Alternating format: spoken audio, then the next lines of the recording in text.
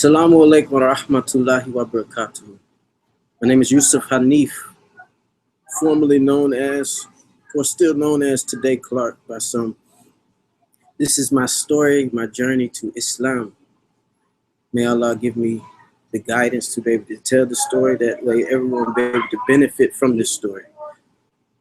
Inshallah, which means if Allah so wills it, and Allah, of course, is the creator of the heavens and the earth and all that exists for those who do not know. He's the same God that created you, me, and everything else. May Allah help us to understand ourselves and those around us, that we can be better people in this world, inshallah, if He so wills. Okay, to start off, I'll just start where, I was a young boy. And my mother and father, of course, we're in this Western civilization, so we've been born and raised to believe in Christianity. So I was brought up in the Baptist church, and my mom and dad would go to church faithfully. And alhamdulillah, all praise be to Allah, that I had a mother and a father in my home for a period of time. And Allah allowed me to be, a good child. I didn't get in much trouble at all.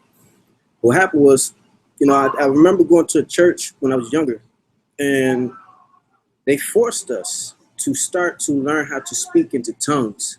So they would make us get on our knees and practice speaking in tongues.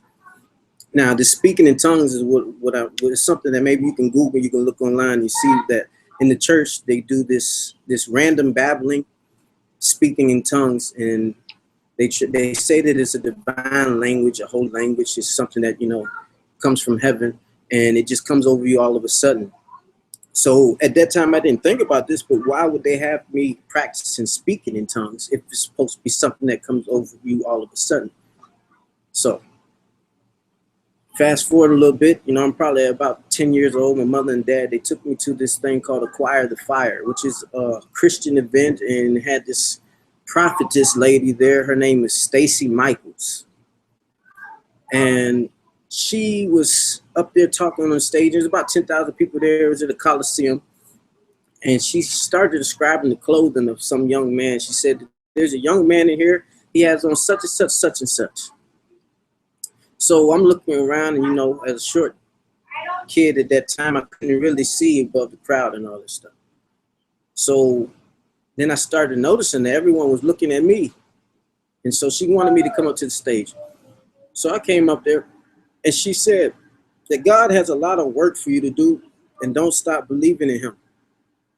And she also said a verse that she wrote down on a piece of paper, which later in my life came back to me. It was from the Bible, of course. So to fast forward, my mom and dad, they split up for about 8 years. My dad raised me and my 5 brothers and sisters. And he did a great job. He's still doing a great job. Alhamdulillah, all praises be to Allah. May Allah give him Jannah, which is the paradise, inshallah, if He so wills it. So with that being said, we would still, my mom and dad, when they was together, they would keep us in church. But when they kind of separated, my dad, he didn't go to church. And, it seemed like my mom, she still was, doing her church thing. She lived in California and didn't see her for about 8 years. I ended up going through high school, and I ended up going to college. And when I went to college, I ended up becoming the freshman class president at Elizabeth City State University. And this is all important because this is this is the starting of my success. Then a couple years later into the college, like my junior year, going into my junior year, on my birthday, I ended up getting locked up because I had some marijuana on me. And the campus police smelled me that day, and they locked me up. So this is the first time I've ever been in trouble with the law or anything like that. And so while I was in jail, at that time I was working on music because my dad, he was like producer from my younger days prior to me being born and stuff. And he used to have me in the studio loading up the equipment and stuff. So when I was in jail, because I had been working with the music, the recording studio on campus, when I was in jail, I heard my dad's song come on the radio. And the song was called Angel. So that was like, wow, this is amazing. How when I'm sitting in this cell, it's the first time I've ever been locked up, and here's my father's song. So with that being said, like I woke up the person that was in the cell with me, the a couple people and said, listen, this is my dad's song. So that kind of like gave me a good message. It kind of gave me hope because the lyrics, they was inspirational, they was positive, and it actually helped me to, to make it through those few days while I was in there. Well, what happens is 5 days later, I hear that I'm getting bombed out. There's a woman waiting for me and my father's with me. So I'm thinking that it was my dad's girlfriend because, my mother and dad split up. But in all actuality, it was my dad's sister. So with that being said, he bombs me out. And the reason why I was in there was because of marijuana. Well, that later on that evening, that night, he wanted me to ride with him because he was going to go deal with some marijuana. And this is important to show you how, like, I've been through some things. So it's not just me just, putting nobody's information out there or putting nobody on blast just for the sake of, seeing how I've been protected through different things because of Allah subhanahu wa ta'ala. Glorified and exalted is He. So what happened was my dad, he was going to go pick up a package. Well, we pull into the apartment complex, and make a long story short, the person that he was going to meet ends up robbing us. And my dad, he ends up getting out of the car. So this is how the scenario went. He ends up getting out of the car and he starts walking. I said, Dad, do you want me to come with you? He's like, no, I had got out of the car, but he's like, no, just sit in the car. So I got back in the car. He started walking towards the apartment building. Out of nowhere, here comes this gunman. He had him behind the steps. I couldn't see him. Then the next thing I know, he comes from around the steps and I can see my dad again. But when I first seen the gunman, I started praying. It's like, oh, Jesus. I started praying to Jesus at the time. It's like, Jesus, God, in a mix of both. But at the same time, I guess when we're going through these situations like that, our faith in God is heightened, because we know that He can protect us. So what happened was he starts coming back to the car, and I'm like, okay, Dad, come on. So he's about to get in the car, but then the guy who had cornered him took the gun and went to shoot him in the back. And alhamdulillah, praise be to Allah, he pulled the trigger, but the gun jammed up. And this was like an AR or something, like one of them big machine gun types. So my prayer was answered. We got out of the situation safely. So now I'm staying with my father, of course, and there was, during all of this, it's a deep story, but I say that during all of that time, even with the robbery and stuff, Allah allowed me to see the person who almost killed me and my father while he was sleeping in the bed, and I was right there beside him. And naturally, somebody in that situation would probably have taken this person's life. But I woke the person up and I said, I forgive you. And he didn't understand that, and he left. And I never seen him again after that. He was like, because I'm sure he was thrown off, like, who does that? Who is right beside their enemy and they say, I forgive you? So with that being said, that goes to show, like, even, my character, I never really want to hurt anybody. And of course, I've been in different fights, but only because of being picked on, only because of being bullied and stuff like that. But to get back on topic, Allah has put something in my heart to, to be mindful of Him even before I was Muslim, and to be mindful of, being a good person. So as I got older, I worked a couple odd end jobs, and then, I ended up, getting in a relationship with a woman and ended up having a child with her, and ended up, she had already had a child. So I ended up taking care of her child first and foremost, which, alhamdulillah, all praise be to Allah. She's actually still sitting back here, the little girl. And she is not 1 anymore. She's 11 years old. So alhamdulillah, all praise be to Allah that Allah has allowed me to be a part of life this long. And so with that being said, me and this woman, we ended up making 2 children together, which one of them, the youngest one, I thought he was my child for 5 years, but come to find out he's supposedly not my child. But at the same time, for the sake of pleasing Allah subhanahu wa ta'ala, I take care of all of them so they can learn Islam, because Islam is most definitely the truth. And we'll get to that. So what happens is, I'm staying in an apartment with her, I ended up getting in some more trouble because of driving, and, Allah allowed me to get away from that situation too. This ended up being like, I say a chase, but it was a chase, but the police wasn't behind me, and I had to leave the state and all this stuff. And then they finally caught up to me when I was here 9 months later. And this is like another start of this journey that Allah subhanahu wa ta'ala, glorified and exalted as He, has me on.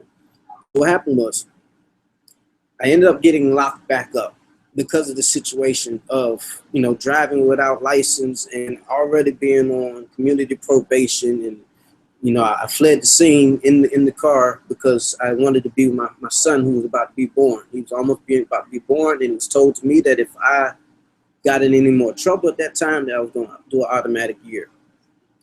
And so what happened was, when I got locked up that day, the first thing what I did when I got into the cell, I wrote on the wall, "Send your angels, Lord."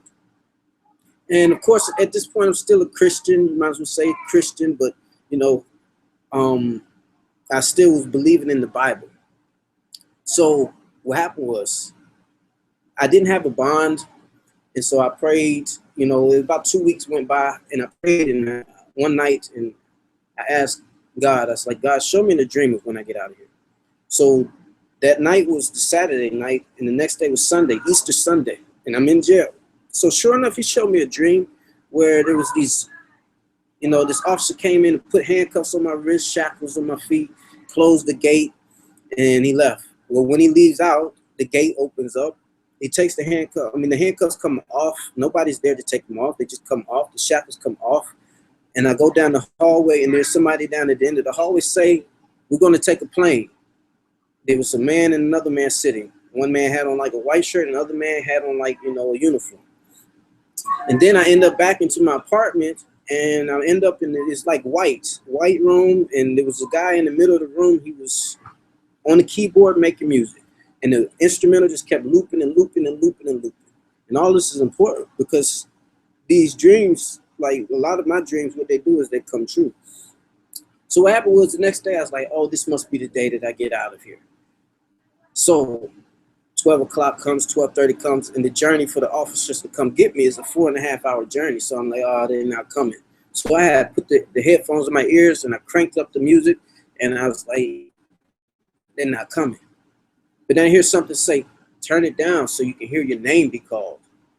So what happened was, I turned it down, and sure enough, 2 minutes later, they called me. They said, "Mr. Clark, pack your stuff. Your ride is here." So I had to be extradited from North Carolina to Virginia. And alhamdulillah, all praise be to Allah, that day, I had already told somebody about a week before, because they was writing on the wall on a calendar in pencil their court date, but it was the wrong court date, and they scribbled it out. And when I seen it was scribbled out and they changed it, I was like, that must be the day I get out of here. So when it came down to me about to walk out of the actual cell, the block or whatever, I stopped at the doorway, and I remembered to tell him exactly what I told him I was going to tell him if that was the day that I got out. And that was, God is real and God is good. So I stopped and I turned and I looked at him and I said, "Oh, this is the day. You remember what I told you? God is real. God is good." So anyway, they transport me, and they got me a $6 burger from Hardee's and curly fries, and they was like angels. Like when I wrote on the wall, "Send your angels, Lord." These literally, they came, they picked me up, they were gentle with me, they was kind with me, they fed me. They even, when I got to the magistrate, they spoke highly of me, how I was, cooperative and I was respectful and all this stuff, and pretty much go easy on me. And mind you, in the dream that I had, they said, I heard somebody say, "We're going to take a plane." So I'm sitting there talking to the magistrate, and I'm trying to talk to him and tell him my situation. And he kind of like was rude with me. He's like, "Sir, I cannot hear you right now, so you might as well just be quiet." But then I overhear the same officers that picked me up behind me. They say, "We're going to take a plane." It's like, I just heard this in my dream. So it was amazing. So anyway, I get into the cell, and mind you, now I can have a bond. Now I'm able to finally get a bond because I've gotten where I'm supposed to go. And so now I'm starting to look for a bondsman. So I've called around many different places before they take me actually into general population. And what happened was, there was just one bondsman. I called, and it was a lady that picked up. So I'm talking to her, and they wanted to speak to her boyfriend, who is the main bondsman. They wanted to speak to my mother, my father. So I gave them the information to speak to him, but they couldn't get in touch with him. So what happened was, I ended up having to go to general population, and I ended up, Allah allowed, some people, some brothers in there that helped me get phone calls and stuff. And one of the brothers who gave me a phone call, he was standing at the phone one day. It was 3 days later. And I woke up that morning. I was like, I'm going to get out of here today. And sure enough, that day, he was on the phone. There was a long line that built up. I even claimed the phone that I was going to use to bond out. So it was a long line that built up. And when I was standing in the line waiting to get on the phone, he was at the front of the line. He just turns around and he says, here, you can use this. So I'm looking like I'm really about to jump in front of all these people to use this phone. And mind you, this is the same phone that I claimed to get out of here. So anyway, I got on the phone and I got in touch with my dad through, I didn't get to talk to him, but I got in touch with a guy who knew him who could go to the house. And then I also remembered a phone number from a church that I went to 10 years before. So I called the number. When I called the number, an old lady answered, and it was a collect call. I didn't think they were going to answer, but she answered. She said, I can't understand you, sir. So I'm thinking she's going to hang up. And she hands the phone to the pastor. Now, the reason why I called this church is because this church was close to where my dad lived at. And I needed him to deliver the message that the bondsman needed to talk to him. And then he would bond me out with no paperwork and with no money. So what happened was he took the call. He said he remembered me. And sure enough, he delivered the message. Well, come to find out, my dad got in touch with the bondsman that night. And sure enough, when they was about to lock us down, we had 10 minutes and they was about to put us in the cell to lock us down. They told me to pack my stuff. It was time to go. I was like, oh, wow. So I get out. The bondsman he bonded me out with no paperwork, no money. And at the time, being that I was living in Carolina and I was in Virginia locked up, you know, my wife, she was staying in an apartment alone. And so what happened was, you know, a guy who I had been working on music with, he ended up, you know, harassing her while I was locked up. So she came to stay with her grandmother. And while she was staying with her grandmother, you know, I was locked up. It happened to be that day that I got bonded out. It was my son's 7-month birthday. So I was in the area close to where she was at. The bondsman took me where she was at. He dropped me off. Now, mind you, I didn't have any paperwork. I didn't have any money. I signed one little paper after I got out, but I didn't give him any money. He was not pressing me. Now, come to find out, he was a part of a Christian outreach group, so he helped out a lot of people. So what happened was that night, as I'm just, you know, I didn't have nowhere to stay. I couldn't stay where she was at with her grandmother because, you know, it just wasn't, I couldn't do that. So I had to, you know, we hung out for the middle of the night, me and her, and then she went in and I kind of like, instead of getting a hotel room because she had a few dollars, I waited till the next day so I could have a hotel room that was complete. I could stay there for a whole day instead of checking out at 11. So what happened? I'm there, I paid for the hotel room for 2 days. Well, on the second day, that's when the bondsman came by. I happened to have some extra money to actually give him something because, you know, eventually he was going to need something. But at the time, he was like, I'm not pressing about it. I'm not stressing about it. But for me trying to take care of my debt, I went on ahead to go ahead and give him something. So when he came to the hotel room, he looked around and he noticed that it was me and my girlfriend at the time and my 2 children. We had 2 children at the time. And he was like, it was one bed. So he said, we're about to go out of town. Him and his girlfriend were standing there and said, we're about to go out of town. If you want, you can come and stay at our house and just pay us $100 a week. And you can just stay there until you get your situation taken care of. Because I couldn't leave the state because I'm on bond. So what happened was they gave me the key right there on the spot, which was weird because who does that? I don't know this man. And they're going out of town. And they give me the key to their house. And I just got bonded out of jail from doing a criminal act, you might as well say. So this was all God's planning. This was all Allah's planning. Because remember, God can be anything. He can be a dog or a statue to someone, but there's only one Allah. It says, say he is Allah, the one and only one. Allah, the eternal, the ever-enduring, the absolute and alone. He begets not, meaning he does not have any children, nor was he ever begotten. And there is none like or comparable to Allah. So I like to say Allah because that is his divine title. So with that being said, they went out of town. The next day, we was at their house. And we was staying there while they was gone for a week. And while we're out of town, while they're out of town, we're there. So now I'm trying to figure out how am I going to pay for this upcoming week. Well, I used to work on the ships, so I was able to get in touch with the guy who I used to work on the ships with, and he allowed me to do some work for 3 days, and I was able to make enough money to be able to take care of some responsibilities and pay him. So when he comes back into town, what happened was we used the wash machine while they was out of town. The wash machine overflows and it messes up the carpet, but it wasn't a big deal. But they allowed us to, put our food in the fridge. And all of this is important. So don't think that it's irrelevant, because Allah subhanahu wa ta'ala glorified and exalted us. He does not make mistakes. Never has he made a mistake. It is us who makes mistakes. Please tell them to be quiet.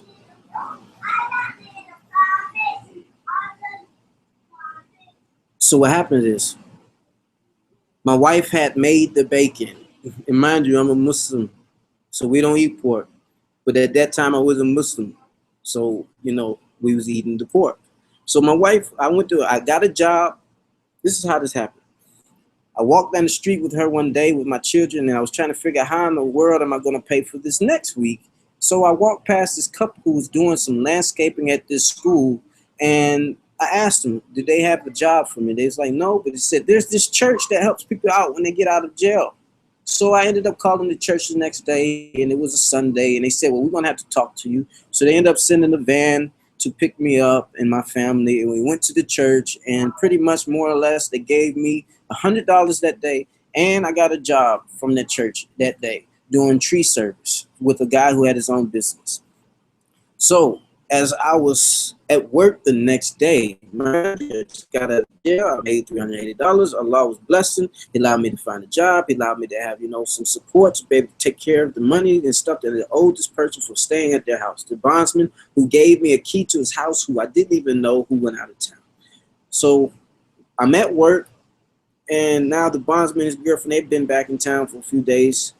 And, I come back home from work, and what happened was, there was an argument between my girlfriend and the bondsman's girlfriend because of her making their bacon. So the bacon, it was on our shelf that they allowed us to use, but at the same time, my girlfriend said, I don't want to stay here anymore. So she wanted to go back to her aunt's and grandmother's place. So as she was going back there, when she left that night, her aunt came and picked her up. She left. She left a bag. She left a hot chair.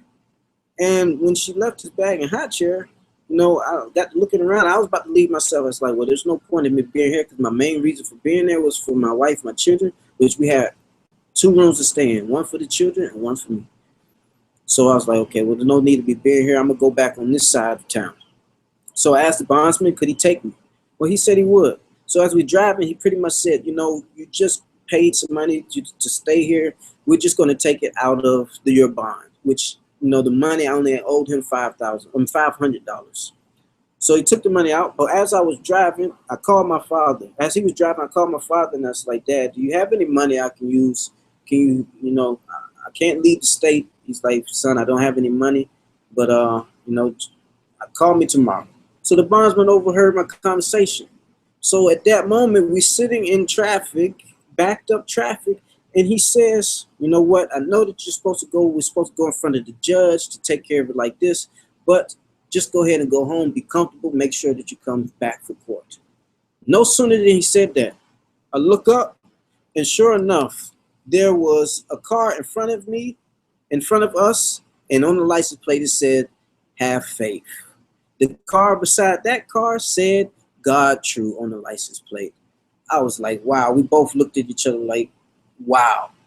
So to fast forward, I'm back home, and then this is when I bump into a guy who likes to make music, and all he wants to do is sit at the keyboard and make instrumentals and let the instrumental loop and loop and loop, just like in my dream.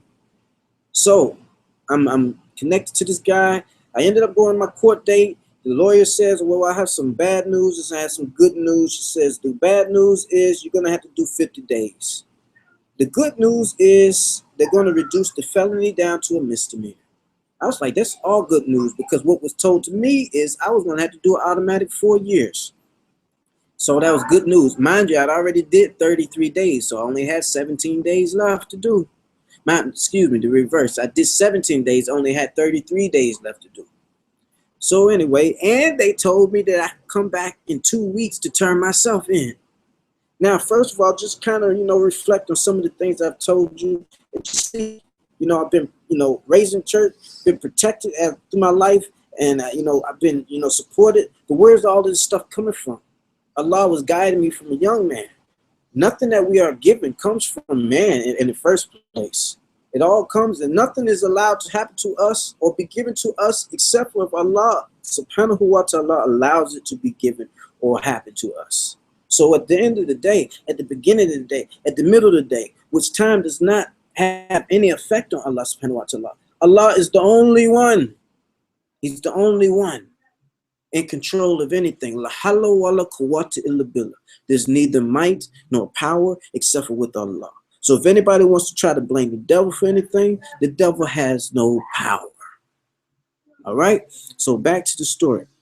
What happened was I ended up, when I left the courthouse, I hadn't seen my sister in a long time. We met up with my sister. We went fishing. It was a beautiful day. Now, mind you, I was supposed to be in town, but the bond said it's okay. You can go back home. So we drive back home 4 hours away. It started raining real hard. Soon as we get in the driveway, the car breaks down. Now, if I would have missed my court date, I would have automatically been found what? Guilty. Failure to appear and all that stuff. It's been a terrible mess. But Allah subhanahu wa ta'ala allowed me to make it to the court date, have a good day after spending time fishing with my family, and make it home safely with my family. And then when it was time to turn myself in, then this is where a lot of things start happening. So 2 weeks later, I turned myself in. Now I'm trying to finish up the rest of my time, 33 days. Now, while I'm in there, I was given dawah, calling people to a path. But this dawah was to the path of what the Bible spoke about. So I was calling people to, Jesus Christ and all this stuff. And, we was having different sessions and different stuff talking about the Bible and all these different things. And what happened was our teachings, our studies was leading us to talk about the spiritually resurrected body in jail. And so instead of confusing anybody or being confused myself, I knelt in my cell with the brothers who was in there. And I spoke a quiet prayer like, God, please show us the truth on this matter. And no sooner did I stand up, did I hear a man. He came in, he stuck his head in the cell, and he said, do you have a Bible I can use? He was an old man. It's like, no, we don't have an extra one, but we'll find you one. And then he comes in and he puts his back up against the wall right beside me, and he says, do you want to know some truth? And he started talking about pretty much the same subject we was talking about, except he did not know that we was talking about this. So it was showing how, this is just to go to show how when you pray for something, God will answer your prayer. Mind you, I said God at that time. Even though my message of what I was talking about was calling people to Jesus. So what happened was he got to talking more and describing himself and stuff. He ends up being a pastor who had got locked off of a fluke. He ends up getting locked up because they said he did not report his change of address, even though he had been living at the same place for 15 years, buying the house and everything. So as we're, having more conversation and dialogue about the Bible and stuff, I remember in there that there was this one brother who I was walking around the pod with, walking around in circles, and he was telling me certain things, but the only thing that I remember him telling me was this. He says, yeah, I hear that you're talking about Jesus and you're saying that he's the Son of God. He said, but you need to be careful what you're telling other people so that way you're not telling people wrong information. I was like, what are you talking about? He said that Jesus is not the Son of God. He said, Jesus is just a prophet. I said, no, you don't know what you're talking about. He's the Son of God. You're wrong. And pretty much that's where our conversation stopped. And then I went and talked to another elder, and I was like, why would I change something that I've been doing for 25 years, you might as well say, when it's been working for me? And I gave him the example of, I've been tying my shoe this certain way, and it's been working for me. Why would I change that? That's like, and we got to talking in support of the fact that Jesus is the Son of God. That's how we was talking. So then it comes down, I ended up meeting some guy in one of the cells, and he had a Quran, but it didn't seem like it was the same Quran. I believe he might have been reading this Quran that's supposedly, this created book that Noble Drew Ali and all this stuff, who's supposed to be this prophet, but he's a false prophet, had constructed, because it didn't read like when I got the Quran, and eventually we'll get there to when I got the Quran, the actual English translation of the Quran. So now I'm free. I'm getting out of jail. It's my son's 10-month birthday. And I'm like, alhamdulillah, praise be to Allah, I was able to see him and everything. So then, being that I went through all of that, I pretty much wanted to straighten up now. So I go back into town, and then I started, a couple of months goes by, I started getting back, into the church. I remember getting up one day and I got upset with my girlfriend at the time, and I grabbed my son and I take him and we just ride in the truck, and then I see all the people going in this church, and I get this feeling that I need to go into the church. So I ended up going into the church, and that day they was already in praise and worship. My son was like 6 months at the time. So when I'm holding him in the church, it's loud, but he says something to the effect of, like, all praises be to God. And mind you, he was not talking. And I looked at him in the church like, what did you just say? But mind you, he only said it one time. He only said it one time. And I know I wasn't crazy. I'm not crazy. This stuff happened. These things have happened because of Allah subhanahu wa ta'ala. He can do anything. He can do anything.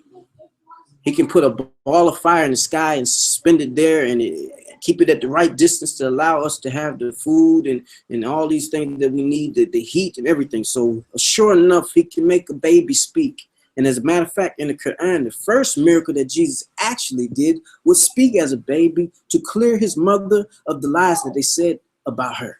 And they said that she had committed adultery, the Jews. But guess what? He says, never. He says, I am a righteous birth. She did not commit adultery. So anyway, as I keep going further into the story, now I'm getting back into the church. I'm going through this AME church. And as I'm going through this AME church,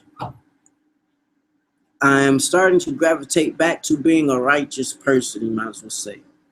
So then, it was time for my wedding, and we was going to get married because of doing the right thing. But that pastor, she was a woman pastor, and she, was complicating the process. So we ended up leaving that church, not because of the marriage situation, but because when my child was born, she did not acknowledge him. She did not come see him. She was actually had a bad attitude about things. So we left the church because of, the ill treatment. So then, as time went on, I started doing some work with one of the guys still from that church, doing some sheetrock and stuff. And then I was introduced to his cousin. His cousin was an older man. His cousin was a pastor. And we gravitated towards each other. And so what happened was I started going to his church, which was right around the corner from my house. So as I'm going to his church, I'm getting closer to him. I'm getting, becoming like a minister in training. And I'm starting to, be in the Bible more and all this stuff. And I'm starting to, we got married through that church. In order to do what was right, we moved out of the apartment into a home. And, we got married. And we did that in order to do what was right. Well, I did that in order to do what was right. I believe that, she wasn't ready for marriage. And, that's another story. So what happened was my ex-wife's dad had just got out of prison. So we went to visit him, and we went to see him 4 hours away back in Virginia, in the same area where I used to live at and stuff. And when we get there, we go upstairs, and he was staying at his sister's apartment. So as he's staying there at his sister's apartment, we went up there, and when I got into the apartment, I noticed that there was a lot of Bible memorabilia on the walls, and certificates and swords and different things.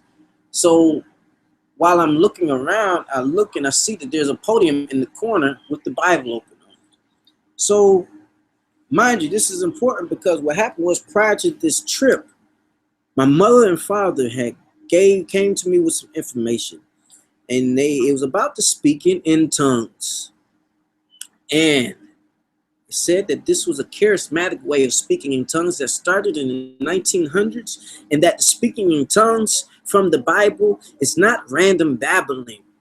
When it spoke in tongues, it was talking about people hearing their language. Like if I spoke Spanish, I could hear Spanish. If I spoke French, I could hear French. If I was a Spanish man, I could speak Spanish, and there was a French man, and they standing beside each other in a crowd.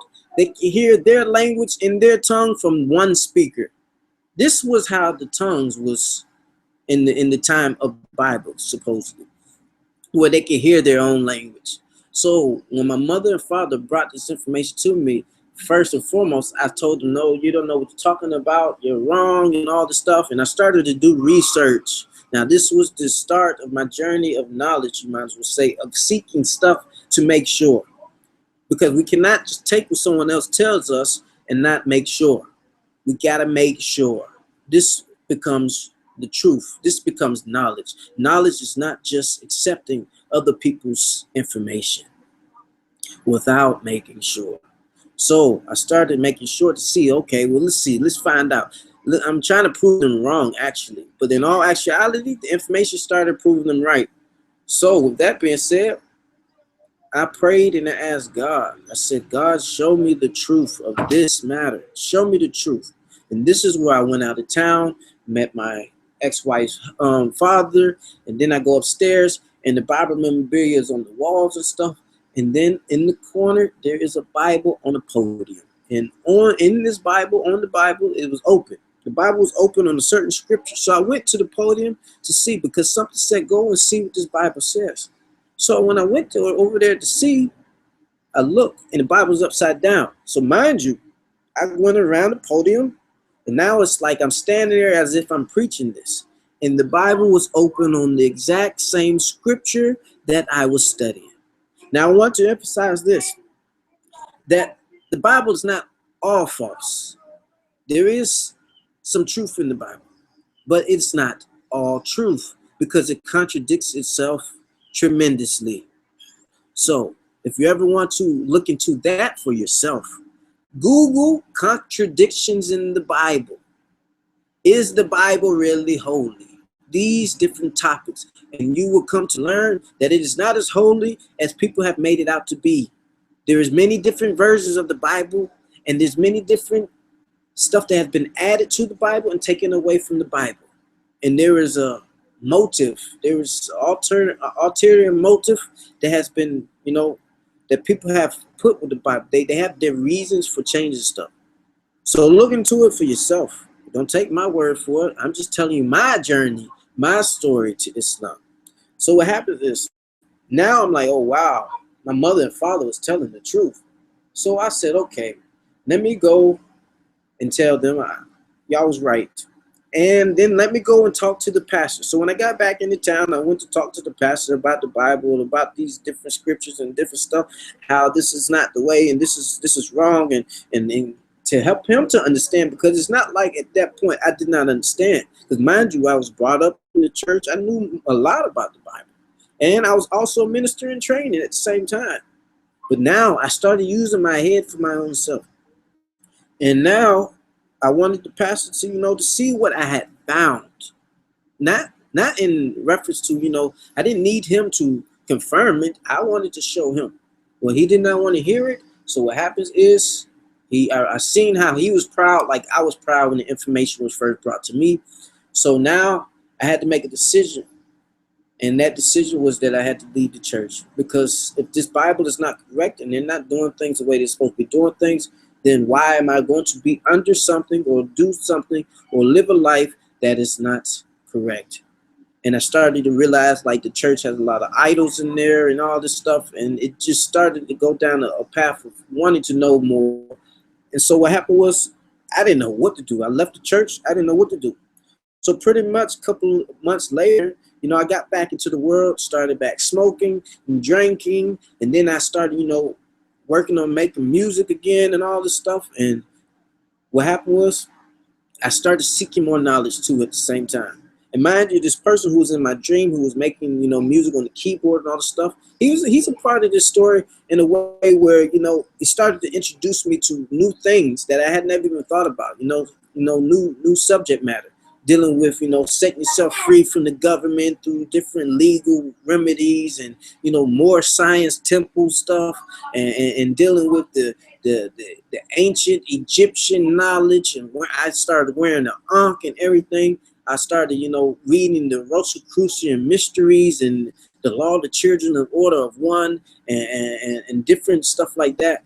And I started to, dig deep into knowledge. And I even read like the Emerald Tablets of Thoth, and believing that this person Thoth, or however you say his name, Thoth, that he was a reincarnation of Jesus and all of this stuff and all of this information.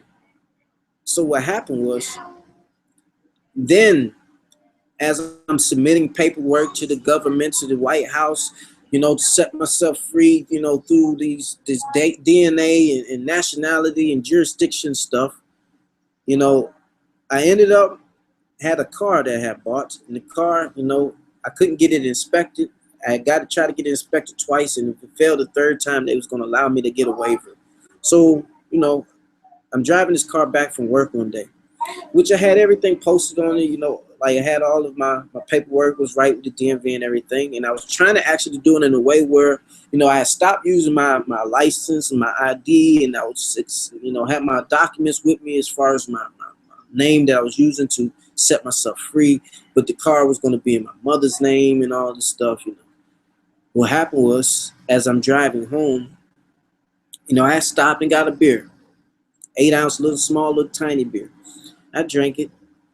And then I was speeding because it was payday and I wanted to take my wife out. She hadn't been out in a while, so I was speeding to get home.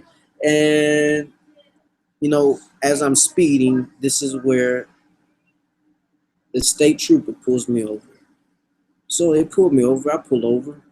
And as I'm sitting there on the side of the road, I tell them, I'm not in the jurisdiction of the United States because, based off the law, based off my DNA and all the stuff, me claiming my rights of indigenous aboriginals and all this, I wasn't.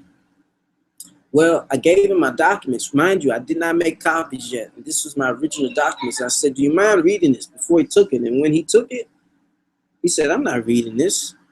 So he took it back to his car. He started looking over it. And sure enough, he started reading it and he did not bring it back. He sat it on his dashboard. He came back to the car. He said, I need some identification. He said, sir, I've given you everything I have to identify myself with.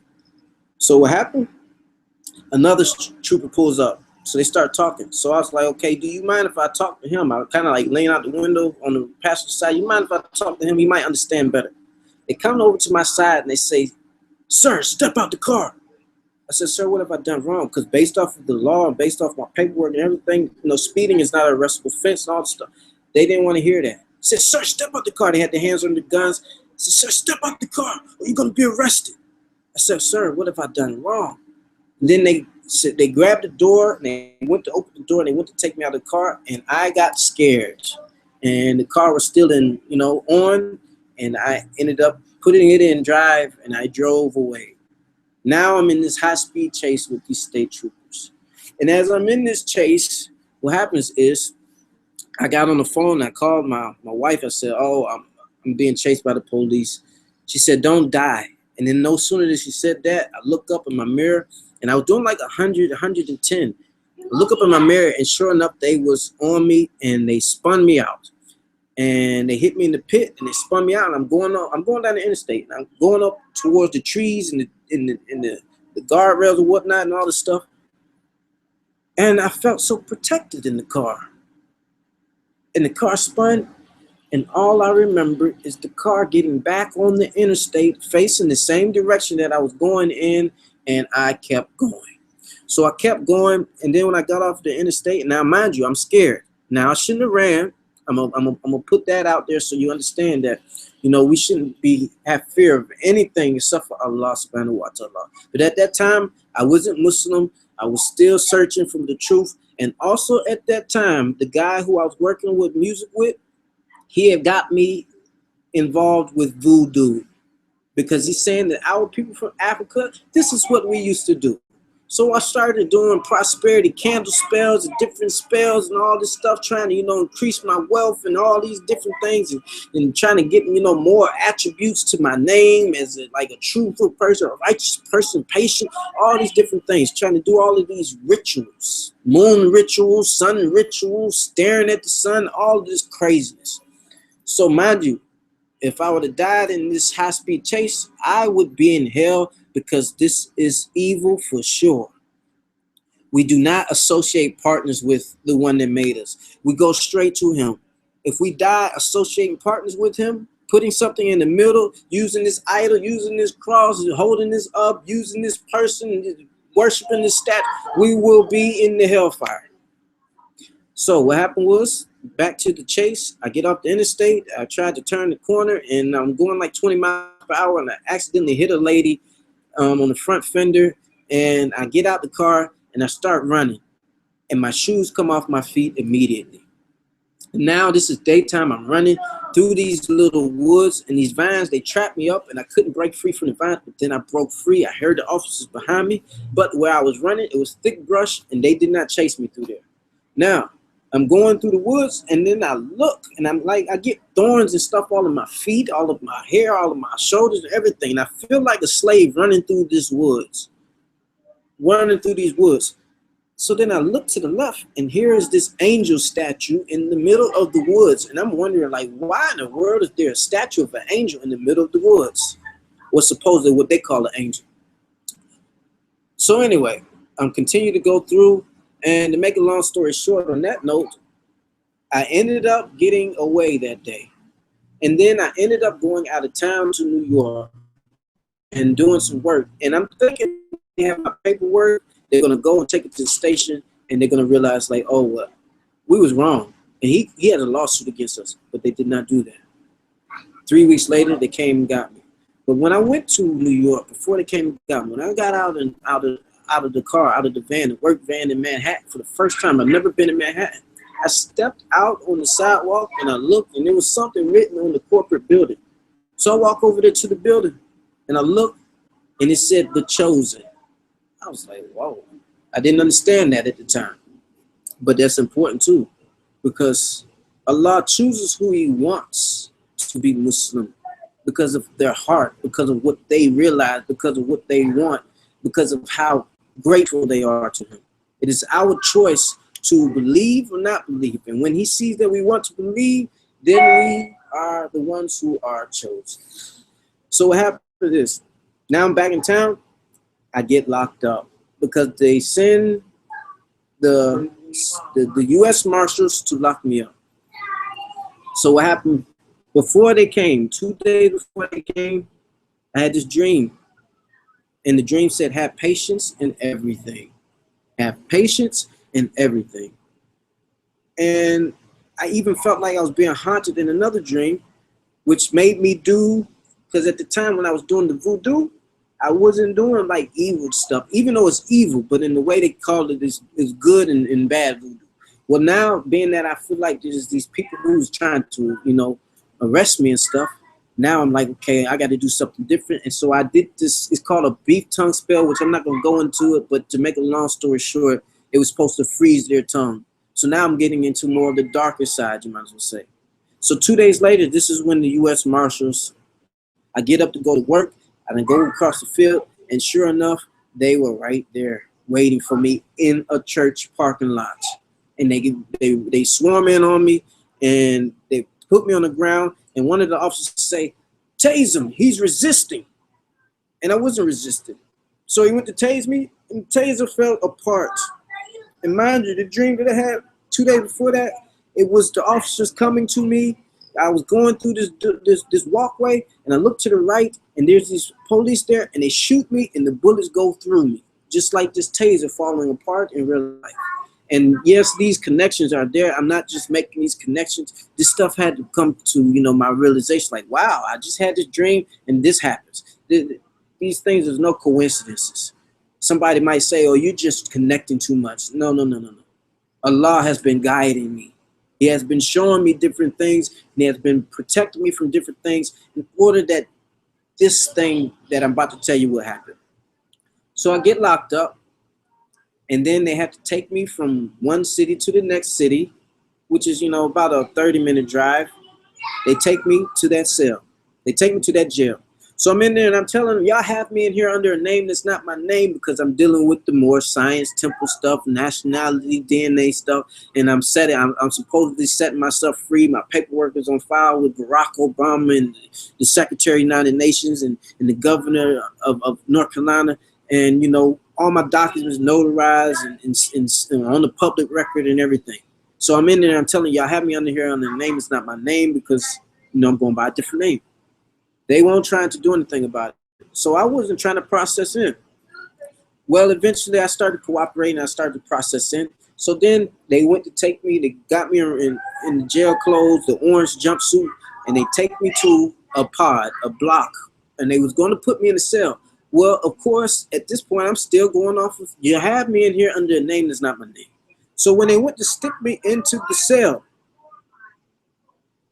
I got to the doorway and I tell the officer, the young CO, that you have me in here under a name. It's not my name again. He looked at me. He's like, what do you mean? So he didn't put me in the cell. He took me back downstairs and he went and got the captain, you might as well say. And the captain was supposed to, he heard my story. So now he's like, well, we need to check into this. So he said, he designated it to one of the officers. You need to call Washington. You need to check into this and see what's going on, because if he's telling the truth, then we need to deal with this. So what happened was, I'm thinking that they dealing with him. I'm like, yes, finally got through to him. Well, I'm sitting there 5 hours, 6 hours later, they had shift change. Whoever he had designated this task to did not do his job. So they went to take me to another cell, a whole totally different floor, whole totally different pod. And when they went to stick me in the cell, they stuck me in there finally this time. I look back, and on the door jamb, it says, never lose faith. At the top of the door jamb, there was a cross, and it said, God loves you. And so the officer went to go take the cross and the picture off. And I was like, no, just leave it up there. So he left it. So he leaves out. I'm in the cell. Now I'm reflecting on different things. Well, the next day, they let us out for like an hour, because we on 23-hour lockdown or whatever. They let us out for an hour, and then they were about to put us back in, and I wanted something to read as I was about to go in the cell. So I asked one person, I was like, you wouldn't happen to have a book I can read? And he's like, no, I don't have a book you can read. He's like, but I have the Quran. He had the English translation of the Quran. I was like, okay, I'll read it. So I took it back and I started reading. Now, mind you, my dad told me 2 days before this that the spirit or whatever came to him and said that I needed to get on the street called straight, even though I remember him saying that I need to get on the straight path.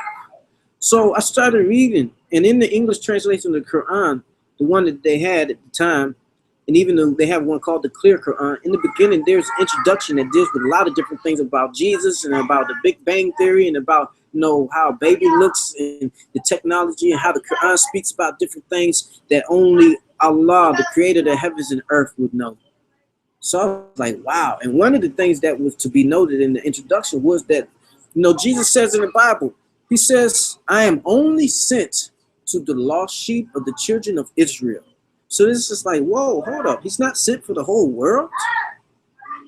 And then it started to explain different things. So then when I read the first chapter, it's called a surah. When I read the first surah of the Quran, it's only 7 verses, 7 ayats. They called ayats. It says, in the name of Allah, the most gracious, the most merciful. All praises be to Allah, the Lord, cherisher, sustainer of the worlds. The most gracious, the most merciful. The possessor of the day of judgment. You only do we worship, and only your help do we seek. Guide us to the straight path. The path of those whom you bestowed your mercy, not of those against whom you sent your wrath, nor of those who have erred or become astray. Mind you, my dad said I needed to get on the street called straight, and I remember him saying I need to get on the straight path. So when I read that ayat that says, guide us to the straight path, my eyes was open. I knew that I had found the straight path. Now, mind you, when I had got up to go to work that day, when I got locked up, the U.S. Marshals came to get me. I couldn't find my work shirt. So I just grabbed any shirt out of the drawer and I put it on. Now, I was a painter at the time. We usually wear white. I just grabbed a shirt. It was a black shirt. I was trying to hurry up and get out of there. So I put it on. Well, now I have the Quran. Fast forward, I'm back in jail. I have the Quran. I know it's the truth. And I started reading. I read the whole thing like in one day. And I knew it was the truth. I knew it. And it is the truth.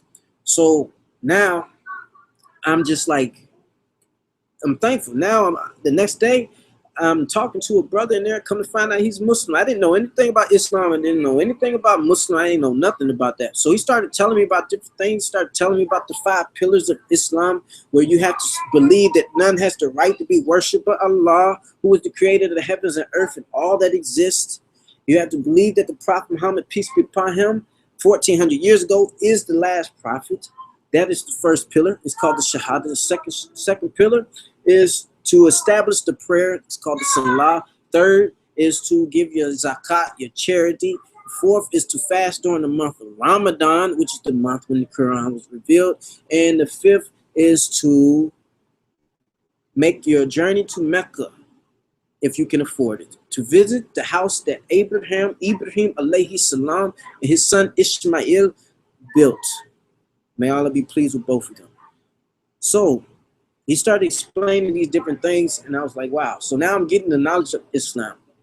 So now, I'm in the cell, and my bond was $40,000, and I did not expect to get bonded out because my dad, he's a disabled veteran. So I'm like, there's no way. So I just was, at this time, I'm just having patience. I knew no time soon I was getting out. So I started reading, and he had, explained to me how to pray and different things. So now I started prostrating, putting my face on the ground, even in that dirty cell. So what happened was, as I was prostrating, I had started reading Quran. I was reading there in one session, and then I got done with that chapter. So then I got on my knees, started praying, and then I hear a voice said, "Do you know who you are?" I said, "No, I know who." It said Joseph. I said, "Joseph." I didn't understand it. So when I got up off my knees and went back to the Quran, the chapter that I was starting right then and there was the chapter of Yusuf alayhi salam. Now, my name is Yusuf because Yusuf in the Quran, he had dreams, and he was able to interpret dreams. Now, mind you, I've told you about different dreams I've had, and after I became Muslim, because I didn't become Muslim right then and there, because I still had to take the Shahada. But after I became Muslim, my dreams increased, and I would have a lot. I still, to this day, have maybe every night about 3 dreams. So my name is Yusuf. I chose that name because, Yusuf, he was thrown into prison. He had to bear with what he was, had to deal with patience. But at the end of his trials and tribulations, Allah subhanahu wa ta'ala allowed his family, to be all righteous. Of course, his father was righteous, man. But at the same time, allowed him to be, in charge of the storehouse and beautify his whole entire situation, which I can currently say even right now to this day. This isn't my laptop. These are brothers that have traveled for a task because of Islam. And I'm meeting these brothers, but Allah is beautifying my situation. I've been wanting to tell this story for like the longest, so someone may be able to benefit from this. So what happened was, I chose the name Yusuf, not even at the time. It came, maybe a month later I thought about it. But I relate to Yusuf alayhi salam because his struggle, because of his dreams. So what happens is, now I'm reading the Quran, I'm sitting there, and then I get this emphasis, stand up. Mind you, we're on lockdown, so something's like stand up. So I stand up, I look out the doorway, and I look, and I see the exit signs for the first time. And I was like, man, this must be time for me to go. And I hear a voice say, pack your stuff, it's time to go. So, mind you, I had not been in contact with my mother, my father, nobody. I just was in there. So now I start taking the sheets off the bed. I start packing the bin. I flushed the pieces of soap. I had my bin packed, sat it at the door. I sat back down to read some more of the Quran. 2 minutes later, they called me on the little speaker inside of the cell. They say, Mr. L, which is the name that I was going by, that they said they wasn't going to call me, which is my free name at that time. They said, Mr. L, pack your stuff. It's time to go. I said, I'm already ready. Because Allah subhanahu wa ta'ala glorified and exalted. He had already told me to pack my stuff. It's time to go. Now, when I go to bond out, I went to put on my clothes and I pulled out this black shirt that was given to me when I went out of town to visit my ex-wife's dad when I seen the Bible open on the same scripture that I had been studying. When I went to put the shirt on when I was bonding out, I look on the back and in big old letters, it says true religion. I was like, wow, because I had just found the truth and I knew it. And at that time, I'm not going to give you the details of it, but my dreams, when I got the Quran that night, I dreamed about some dogs, black dogs. I'm not going to tell you what they did or any of that. But what happens is in Islam, one of the things that is considered the devil's is black dog. So that was in correlation to me now having the truth. They was trying to frighten me. But, Allah took me through different things even after that. So as far as my journey to Islam, all of that had to happen for me to become a Muslim. And when I got out, mind you, this is what happened. This is how I actually took my Shahada, and you can actually find it online because the brother recorded it. Now I wanted the Quran. So, because I couldn't take the one that I had, it belonged to the other brother. So 2 days later, well, while I was in jail, the brother told me that there was this mosque. There's a mosque behind the Walmart at such location. So when I got out of jail 2 days later, I'm in the area and I asked my dad, could they stop me by the mosque so I can get me a Quran? So we pull in the parking lot, and sure enough, I see all the children there, and I'm like, wow, this is amazing. They got a school here or something? So I go inside, and sure enough, they have a school. He gave me a Quran. My dad did not want to come in. I was like, Dad, you need to come in. He's like, no, I'm not coming in there. So when I come out, I was like, Dad, you need to come in. So he finally went in and got him a Quran. Now, what happened was they gave me some information about the scholarship program for the children. So I filled out the information online at night, and they gave me the number to a guy who I'm supposed to contact about dealing with the scholarship. So I called him the next day. And what happened was he said that, he didn't have anything to do with it. Now, mind you, I was getting off of work, and I was supposed to be getting picked up by my mother and father, but my mother and father they could not pick me up because the tires was messed up.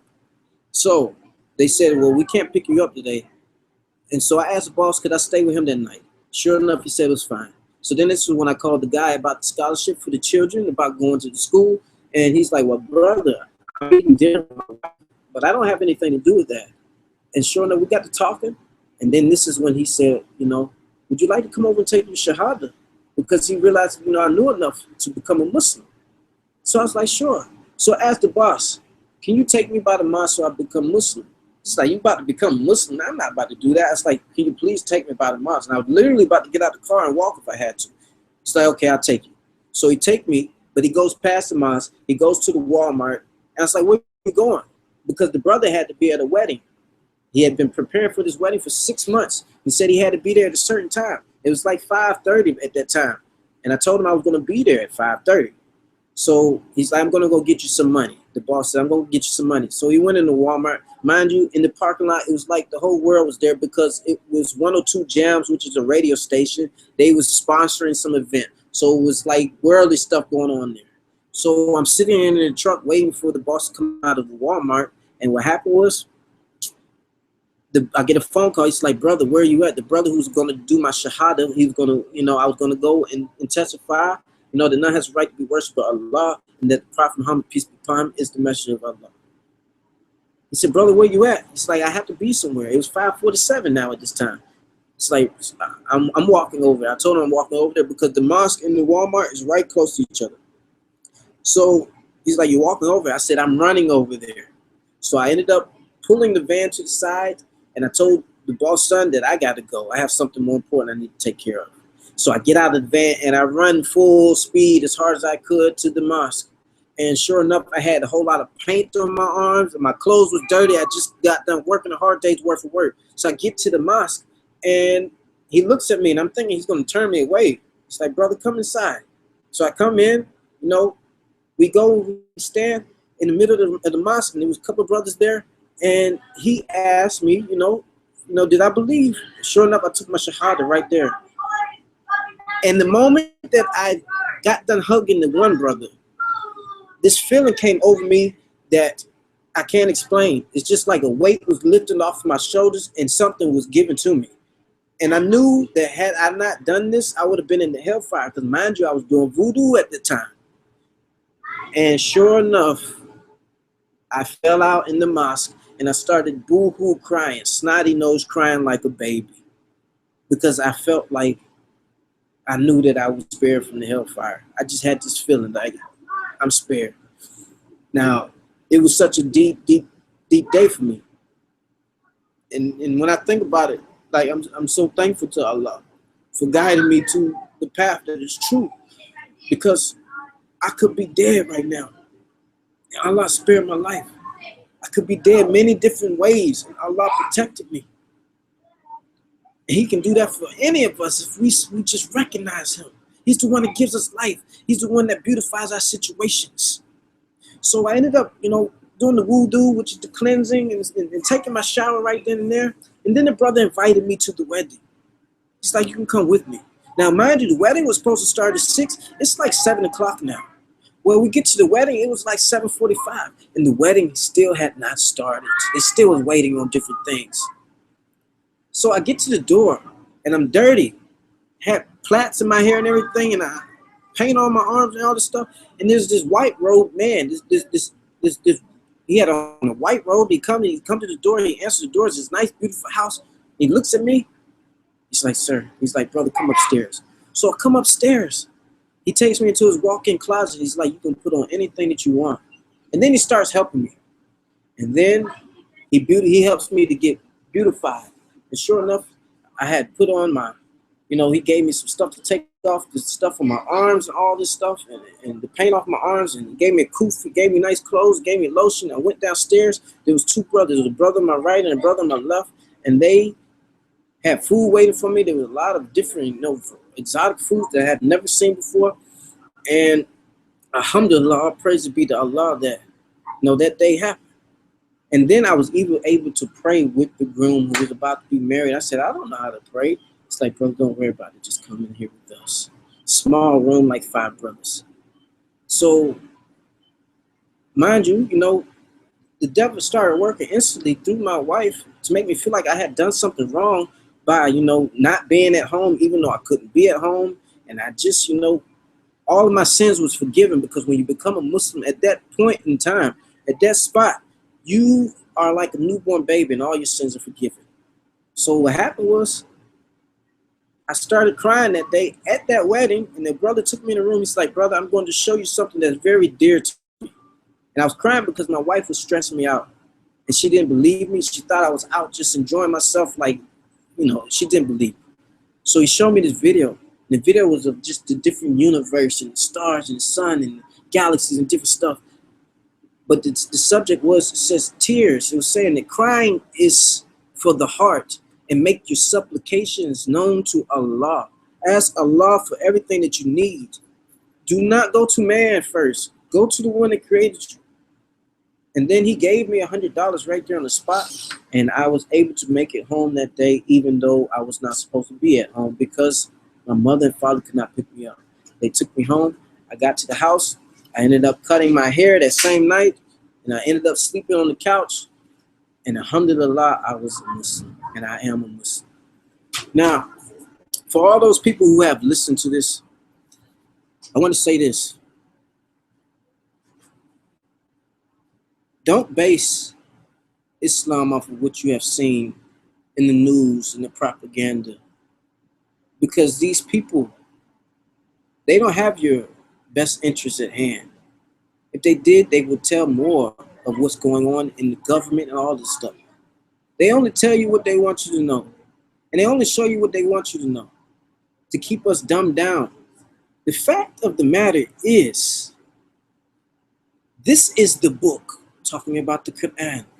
And in it is guidance for sure, for those who believe in the unseen, who are steadfast in prayer, who spend out in charity out of what Allah, what the creator of the heavens and earth has provided them.